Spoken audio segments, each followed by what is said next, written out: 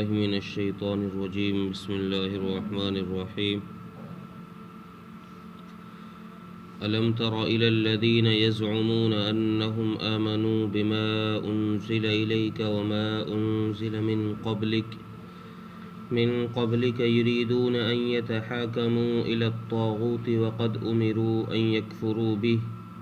ويريد الشيطان أن يضلهم ضلالا بعيدا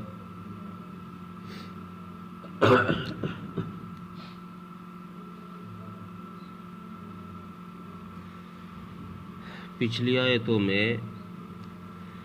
ایمان والوں کو یہ حکم تھا کہ وہ ہر معاملے میں اللہ اور اس کے رسول کی طرف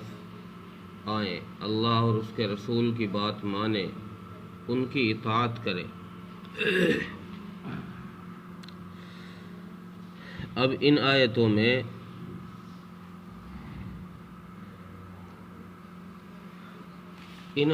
میں شریعت نے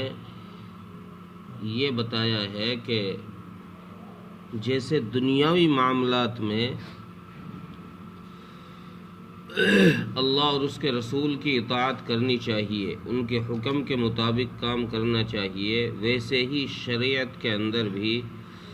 اپنے آپ کو اللہ اور اس کے رسول کے تابع رکھنا چاہیے اور اپنے مسئلے کا حل انہی سے کروانا چاہیے۔ اگر کوئی مسئلہ اٹک جائے تو رسول اللہ صلی اللہ علیہ وسلم سے جا کر اس مسئلے کا حل کرائے۔ چونکہ اس آیت کا شان نزول بھی ایک خاص واقعہ ہوا مدینہ منورہ کے اندر۔ یہودی رہا کرتے تھے، ان یہودیوں میں سے جو لوگ رسول اکرم صلی اللہ علیہ وسلم سے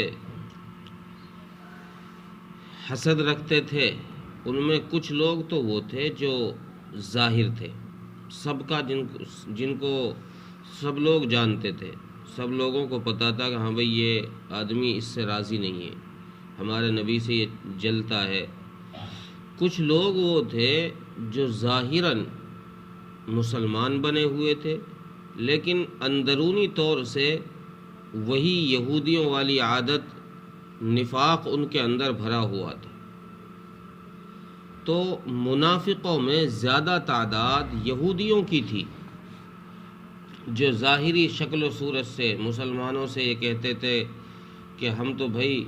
تمہاری قرآن پر بھی ایمان لے کر آئے ہیں، ہم تو اس کتاب کو بھی مانتے ہیں جو تم پر نازل ہوئی ہے،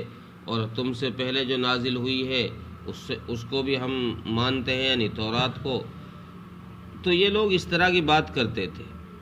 تو ان میں منافق جو لوگ تھے، ان منافقوں میں سے ایک شخص تھا جس کا نام تھا بشر۔ اس کا اور ایک یہودی کا جھگڑا ہو گیا۔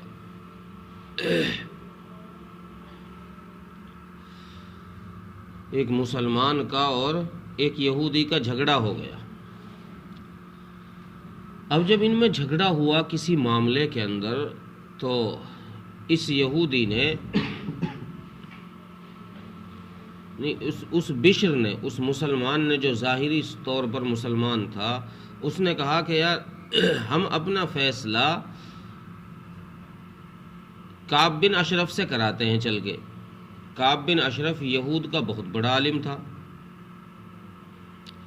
تو اس یہودی نے کہا کہ نہیں بھائی، کعب بن اشرف پہ جانے کی کیا ضرورت ہے، انصاف کا فیصلہ ہوگا، اور تم ایسا کرو رسول اللہ صلی اللہ علیہ وسلم کے پاس چلو۔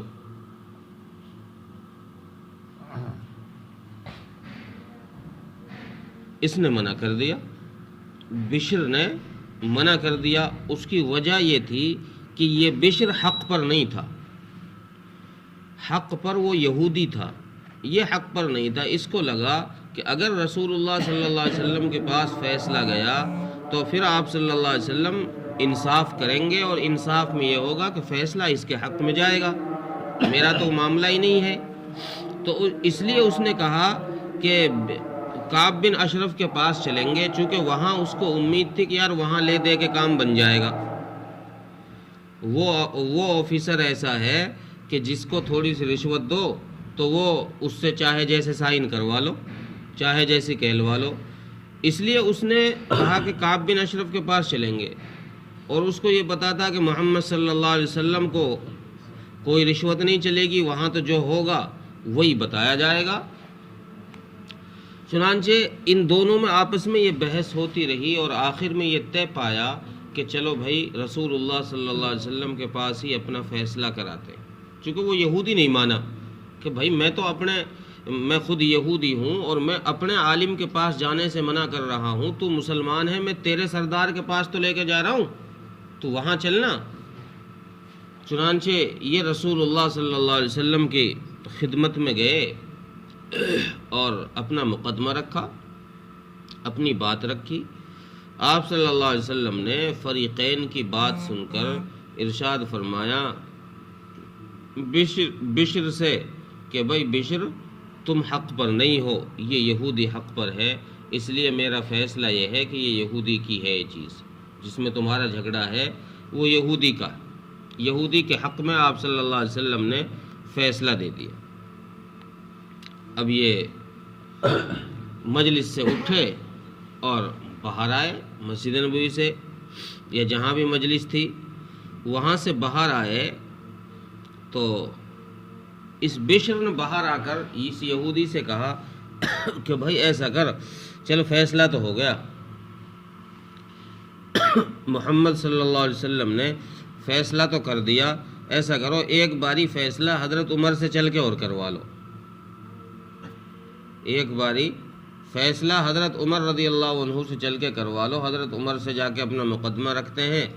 اس کو یہ تھا کہ یار عمر جلالی آدمی ہے اور میں ویسے ظاہری طور پر مسلمان ہوں، ہو سکتا ہے عمر میرے حق میں فیصلہ کر دے، ہو سکتا ہے عمر میرے حق میں فیصلہ کر دے۔ اب یہ دونوں اس یہودی نے کہا چل بھائی عمر کے پاس چل دے، تو یہ حضرت عمر رضی اللہ عنہ کے پاس گئے اور حضرت عمر رضی اللہ عنہ کے سامنے جا کر اس بشر نے اب شکایت شروع کی ہے کہ جی دیکھو نا، میں تو مسلمان ہوں اور یہ یہودی ہے، غیر مسلم ہے، اور ہم محمد صلی اللہ علیہ وسلم کے پاس گئے تھے اور اس نے فیصلہ ہی اس کے حق میں کر دیا، ہماری رعایت نہیں کی، میں مسلمان تھا پھر بھی میری کوئی رعایت نہیں کی، فیصلہ اس کے حق میں کر دیا۔ حضرت عمر رضی اللہ عنہ نے جب اس بات کی تصدیق کی اور بشر سے بھی تصدیق کر لی کہ بھئی معاملہ یہی ہوا تھا کہ فیصلہ یہودی کے حق میں ہو گیا، جی ہاں دیکھو نا کوئی رعایت ہی نہیں کرتے، تھوڑی تو رعایت رکھنی چاہیے تھی کہ ہم مسلمان ہیں، مسلمانوں کی تو کم سے کم اتنی تو رعایت رکھ لیتے کہ تھوڑا سا معاملہ ایسا ہی کر دیتے، میری طرف کو جھکا دیتے۔ انہوں نے تو صاف انکار کر دیا۔ حضرت عمر رضی اللہ عنہ نے فرمایا کہ اچھا پھر اب کیا چاہتا ہے کہ عمر، میں تو آپ کے پاس آیا ہوں کہ آپ جو ہے بڑے منصف آدمی ہیں، بڑے جلالی آدمی ہیں، آپ میرا انصاف کر دیں، اس یہودی کے حق میں جو فیصلہ دیا گیا ہے اس کو آپ پلٹ لیں۔ حضرت عمر رضی اللہ عنہ نے فرمایا کہ اچھا تو پھر ایسا کر، میں ابھی فیصلہ کرتا ہوں، تو یہیں کھڑا رہے۔ ان دونوں کو حضرت عمر رضی اللہ عنہ نے گھر کے باہر کھڑا کیا اور پھر آپ اندر تشریف لے گئے، آپ گھر میں تشریف لے گئے اور اندر جا کر حضرت عمر رضی اللہ تعالیٰ عنہ نے تلوار نیام سے نکالی اور باہر آئے اور حضرت عمر نے اس منافق کی گردن اٹھا دی اور فرمایا کہ جو میرے نبی کے فیصلے سے راضی نہ ہو، عمر کا فیصلہ اس کے لیے یہ ہے، عمر کا فیصلہ پھر اس کے لیے یہ ہے جو میرے نبی کے فیصلے سے راضی نہ ہو۔ اب اس کے بعد جب پتہ چلا یہودیوں کو، اس کے قبیلے والوں کو، تو انہوں نے بھائی واویلا شروع کر دیا کہ جی دیکھو ان نے تو مسلمان کا قتل کر دیا۔ انہوں نے رسول اکرم صلی اللہ علیہ وسلم کے پاس جا کے دعویٰ ٹھوک دیا، حضرت عمر پہ قتل کا الزام لگا دیا کہ ایک مسلمان کا قتل کر دیا اس نے، اور اب اپنے معاملے میں تعویل کرنے لگے کہ یہ تو بھائی نبی کے فیصلے سے راضی تھا، کوئی اعتراض نہیں کر رہا تھا، یہ تو عمر کے پاس اس لیے گیا تھا کہ حضرت عمر ان دونوں کے درمیان صلح کرا دے، فیصلہ کرا دیں، جس معاملے میں جھگڑا ہے اس میں آپس میں صلح کرا دیں ان کی۔ یہ تو فیصلے سے تو اسی سے راضی تھا، یہ کوئی فیصلہ کروانے نہیں گیا تھا، یہ تو صلح کرانے کے لیے گیا تھا۔ دیکھو حضرت عمر نے قتل کر دیا، اب رسول اللہ صلی اللہ علیہ وسلم سے کہنے لگے کہ ہمیں قتل کا بدلہ دلواؤ، قتل کا معاوضہ دلواؤ۔ قتل کا معاوضہ یہ ہے کہ خون کا بدلہ خون، یعنی حضرت عمر کو بھی قتل کرواؤ، ہمیں سونپو ان کو۔ حضرت عمر رضی اللہ عنہ سے بات کی گئی، حضرت عمر رضی اللہ عنہ فرمایا کہ یا رسول اللہ، معاملہ صلح کا نہیں ہے،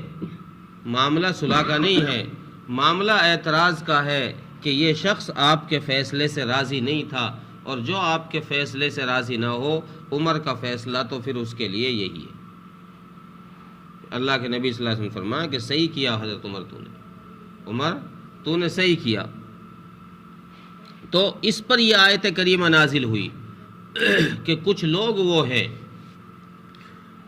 وہ ہیں جو ظاہری شکل و صورت، جبہ قبہ داڑھی ٹوپی پہن کر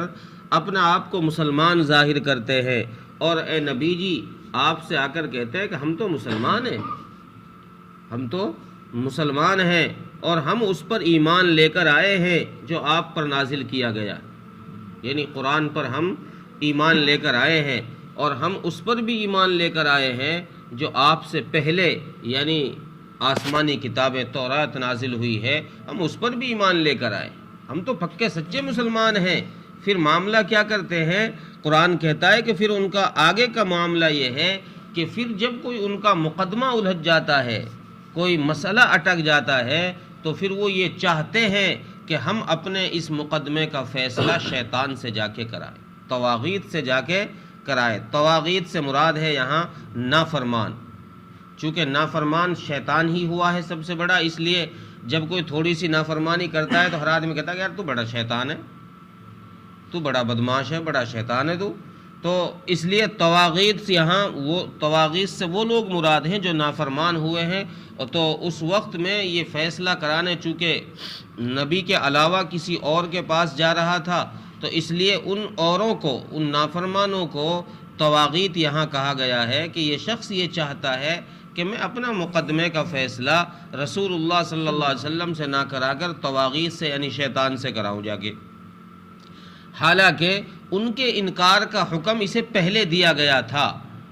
کہ بھائی یہ معاملہ نہیں ہے، فیصلہ تمہیں شریعت کے موافق ہی کرانا پڑے گا، کوئی مسئلہ ہوگا تو اسے رسول اللہ صلی اللہ علیہ وسلم کے پاس لانا ہے اور رسول اللہ صلی اللہ علیہ وسلم سے اس میں فیصلہ کرانا ہے۔ چونکہ شیطان کا کام کیا ہے؟ شیطان تو یہ چاہتا ہے کہ وہ تمہیں دور گمراہی میں لے جا کے ڈال دے، راستے سے ہٹا کر دور گمراہی میں لے جا کر تمہیں ڈال دے، یہ شیطان کی چاہت ہے، اور تم اس کی پیروی کر رہے ہو، تم اس کی اطاعت کر رہے ہو۔ جب تم اس کی اطاعت کر رہے ہو تو پھر تم مسلمان کہاں ہوئے؟